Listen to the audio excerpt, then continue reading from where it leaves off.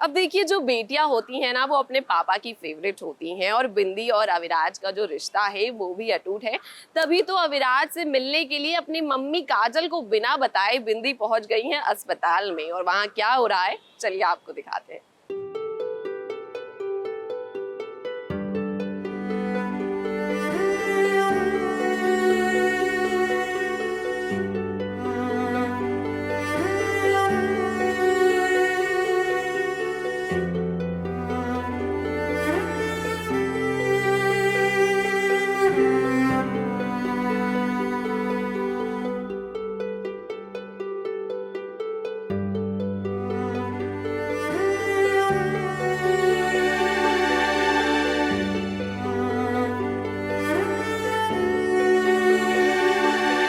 अविराज अस्पताल में है और जरा देखिए ना, नन्ही बिंदी अपने घर झूठ बोलकर आई है अविराज से मिलने, और तो और वो उसके लिए नाश्ता भी लेकर आई है।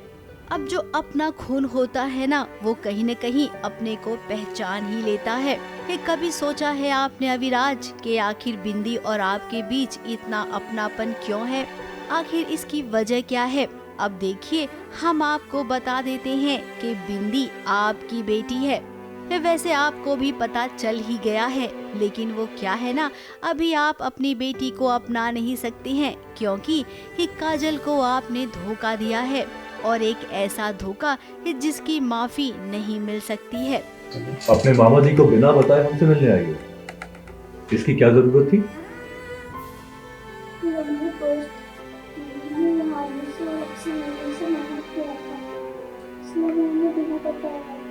बिंदी को ढूंढते ढूंढते सौरभ अस्पताल आ गया, और वो बिंदी से कह रहा है कि इस इंसान से दूर रहना।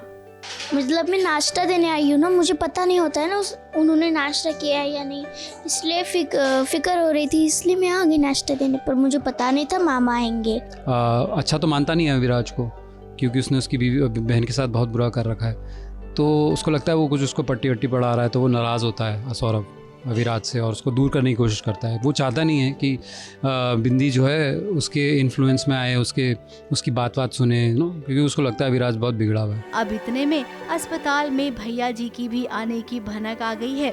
अविराज भी नहीं चाहता है कि बिंदी भैया जी के सामने आए। सौरभ तो इस वक्त बस उसका यही है कि वो किसी तरह से अपनी बहन काजल को निकाले जेल से, और बट साथ ही साथ ये हो रहा है कि उसको निकालना मुश्किल तो होता ही जा रहा है, जिसमें अविराज साथ नहीं दे रहा है उसका सबूत, क्योंकि बयान उसका ही लगेगा कि दयानंद ने उसका मर्डर किया था, तो वो तो हेल्प कर नहीं रहा है। बट साथ ही साथ वो देख रहा है कि बिंदी जो है वो धीरे धीरे क्लोज होते जा रही है अविराज के, तो ये इसकी वजह से इसकी थोड़ी प्रॉब्लम बढ़ती जा रही है सौरभ की। सौरभ तो वैसे ही डर गया। फिलहाल बिंदी को लेकर यहाँ से सौरभ चला गया है, लेकिन अब क्या लगता है आपको? भैया जी को वैसे ही शक हो गया है अविराज पर।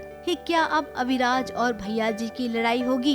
काजल के साथ जो अविराज ने किया उसका उसे पछतावा होगा अपनी बेटी के लिए? क्या वो काजल को बचाने के लिए गवाही देगा? अब सवाल तो बहुत सारे हैं, लेकिन इन सवालों के जवाब केवल सीरियल लिखने वाले राइटर ही दे सकते हैं। मुंबई से सोनू शुक्ला के साथ एबीपी न्यूज रिपोर्ट।